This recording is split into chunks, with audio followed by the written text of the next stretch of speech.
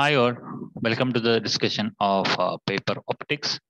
So I'll be dealing two different modules in this paper. So the first module that I'm going to deal is the quantum optics.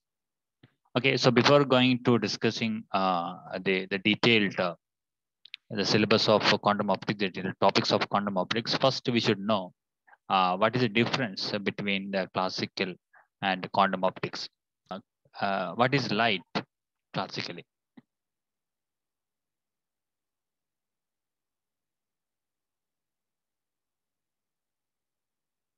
What is light in classical optics?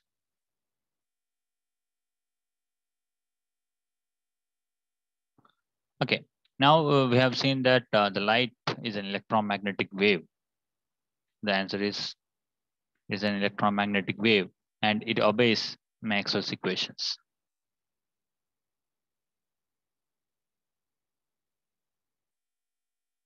Okay, so which are those equations? So in the source-free region,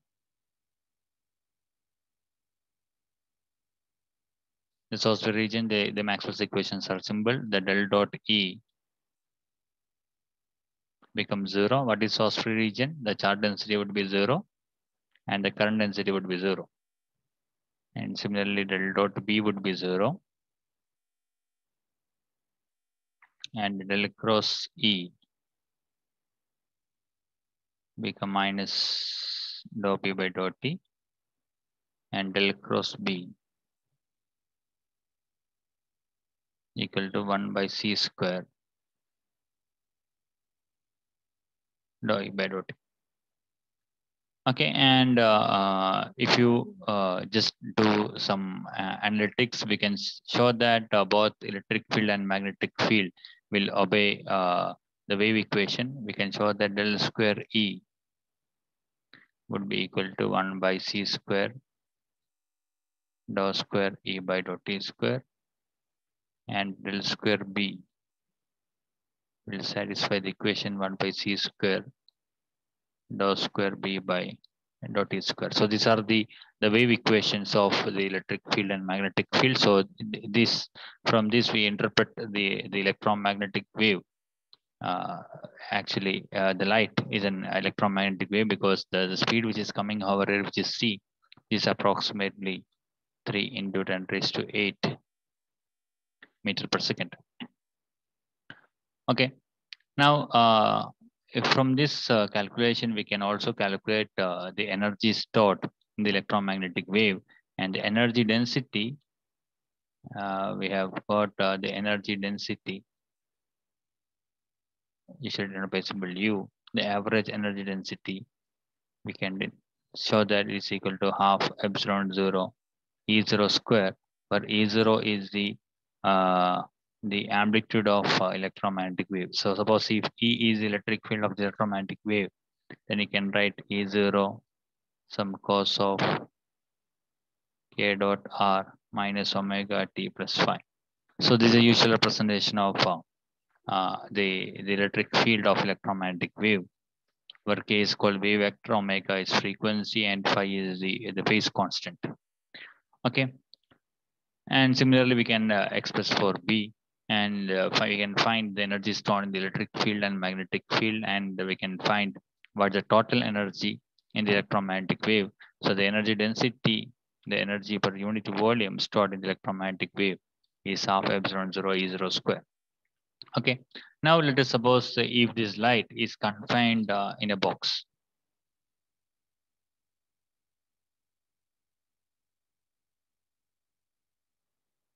Suppose this electromagnetic wave is confined in a box. Okay, now when you're going to deal with the quantum nature, so the quantum nature usually will deal with microscopic object, so that will be very small in size. So this electromagnetic wave will be usually uh, within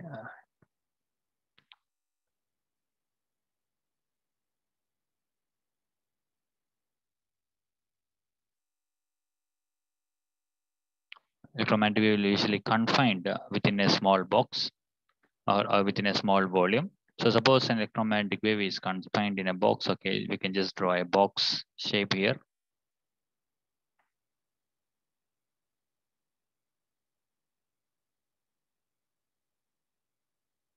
So maybe this box contain a few number of atoms and so on. Okay, that way we are not going to discuss.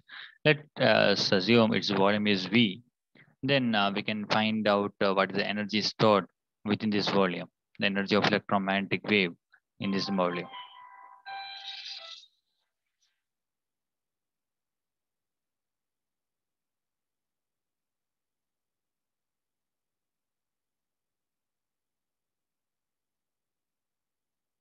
So the energy of electromagnetic wave in volume V, so that would be equal to energy density into the volume, and that will get half epsilon 0 E0 square times V.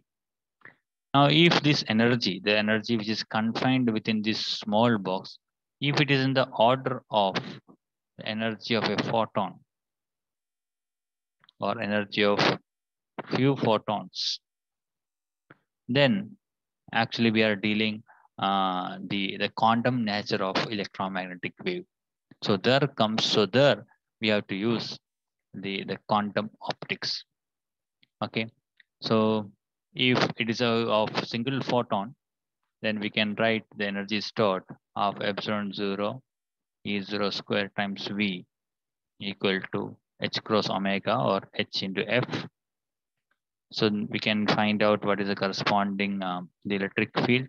So the electric field E0 would be square root of 2 hf divided by epsilon 0 times V. Okay, so this is the expression for the amplitude of the electric field if we are dealing with the quantum optics.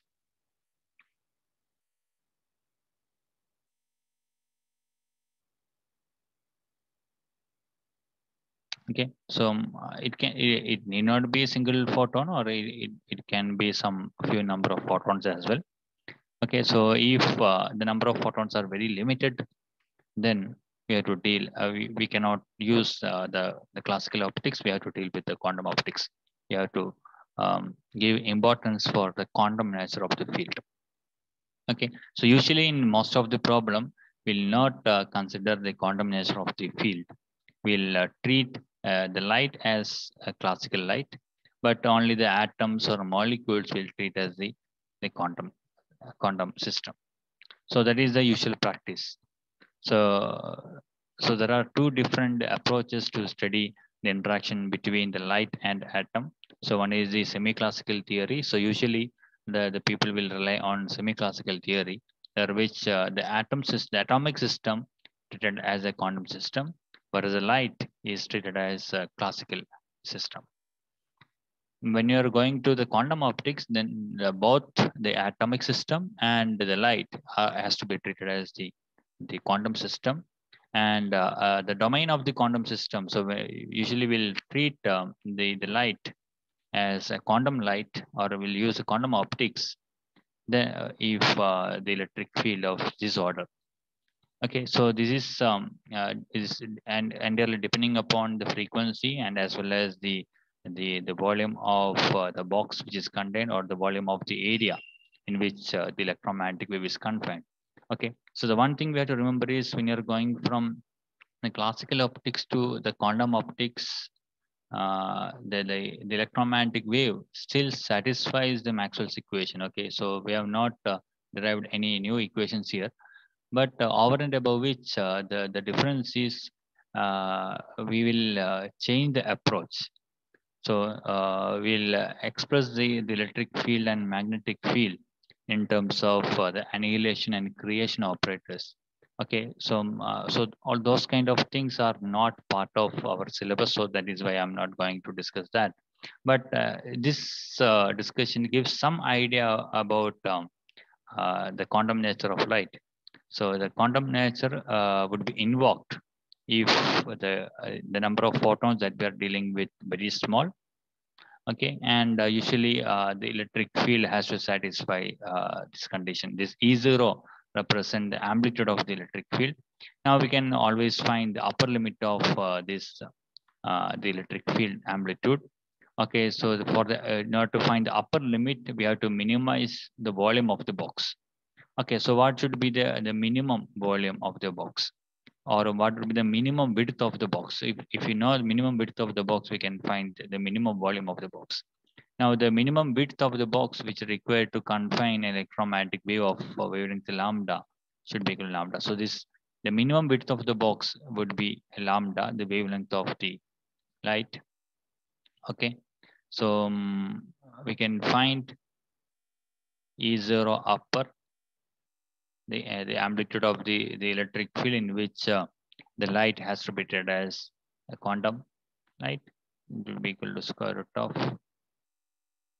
2hf divided by epsilon 0. The minimum volume would be lambda cube. Now we can convert this lambda as C by F. Okay, so therefore this become square root of 2h divided by epsilon 0 C cube, and this become F raised to 4. If you take outside from the square root, it become F square. So F square square root of 2h epsilon 0 C cube, and we can find the upper limit of the electric field amplitude for different frequency. So for visible light, if you take suppose a laser beam, a red color laser beam of 638 nanometer, then the upper limit of the electric field amplitude, if this light is confined within a box of 638 nanometer width, then the upper limit of this electric field amplitude is very huge quantity, which is 3.67 into 10 raised to 5 volt per meter. So this we can calculate. Okay, so if the wavelength is this, we can find the frequency and we can calculate this thing. So that is the approximate estimate, and the upper limit of the electric field increases with the frequency, and the frequency can range from 0 to any value. So usually the visible light is the order of 10 raised to 14 hertz, and about 10 raised to 14, 10 raised to 15 hertz will become UV, then 10 raised to 16 will become gamma ray, and so on. But if the frequency become very large, very highly energetic gamma ray, then we cannot treat the light as a quantum light. So there is one problem, there is one issue we have. So this graph gives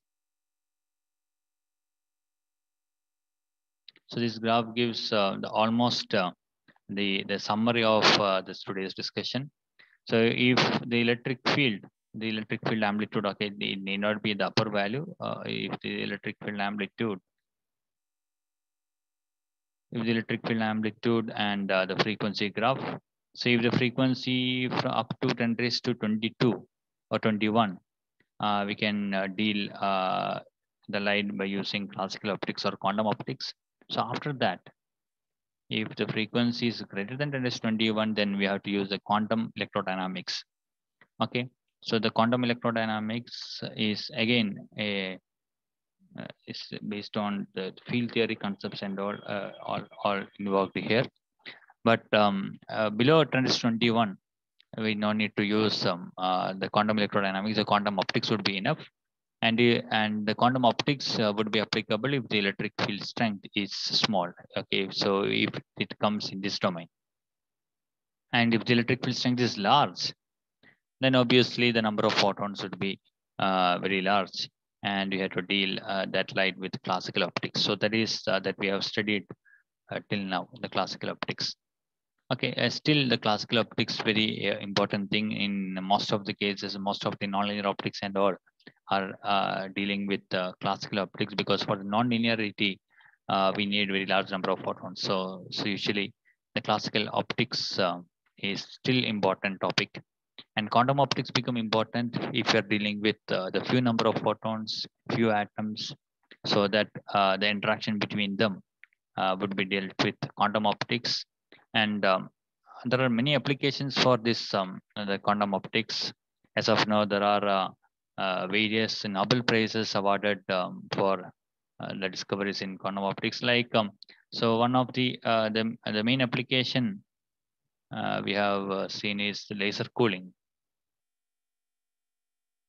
So we can control the atoms with light, and we can reduce the temperature of the atom using the quantum nature of light. So this is one application, and so for this laser cooling and trapping of ions, they were received a Nobel Prize in 1997. And the other great achievement was the Bose-Einstein condensation. Okay, so using the theories of the quantum optics, we can get the Bose-Einstein condensation, and it's got a Nobel Prize in 2001. And the very recent application of a very recent as the success of quantum optics is the controlling of individual quantum system.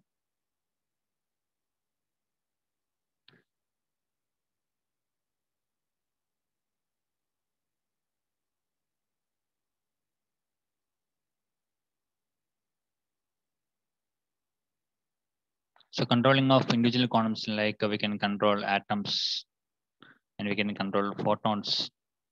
Okay, so such scheme can also be achieved through the theory, through the techniques of quantum optics, and the David Hiroshi and the David Weinland and the Serge Hiroshi, they received Nobel Prize in 2012 for the controlling of individual quantum systems. So the quantum optics is mainly have the many application, many potential applications in future. The reason is the people are very interested on the controlling of individual quantum system in order to build the quantum computers.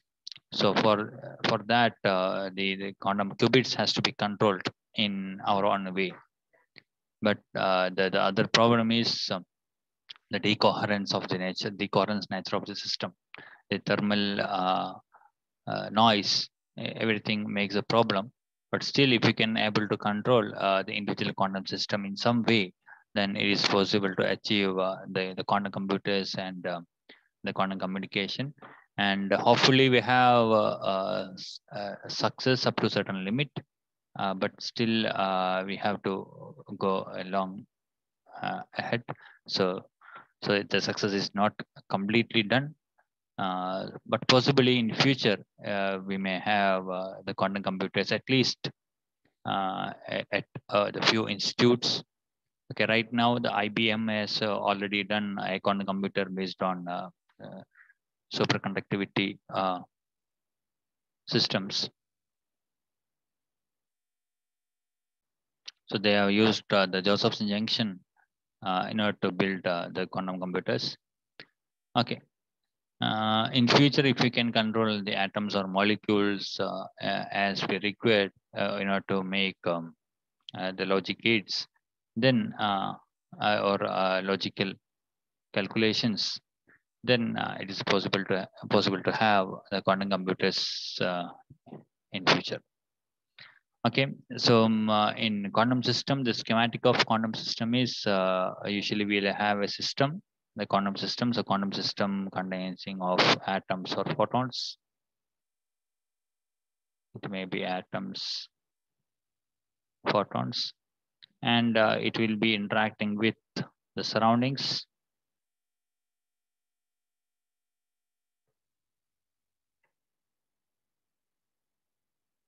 So surroundings is basically a noise, thermal noise.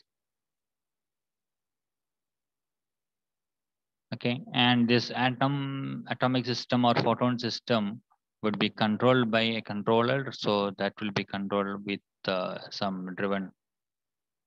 It may be laser or atomic beam. So there is a most of the quantum optics system. So we'll have the laser beam or atomic beam in order to control the quantum atomic system or photonic system. Now this system will be interacting with the surroundings. So if this interaction is not there, If the system is not there, then the system is called closed system. There is no interaction with the surroundings. And if there is an interaction, then it is called open system. Okay, so open system usually deals to decoherence and dissipation, so on. Okay, so that's all about the brief theory of brief beginning of the quantum optics. I have not discussed any theory as of now. So I have just given just an idea about how or what is the limit, or which is the boundary between the classical optics and quantum optics.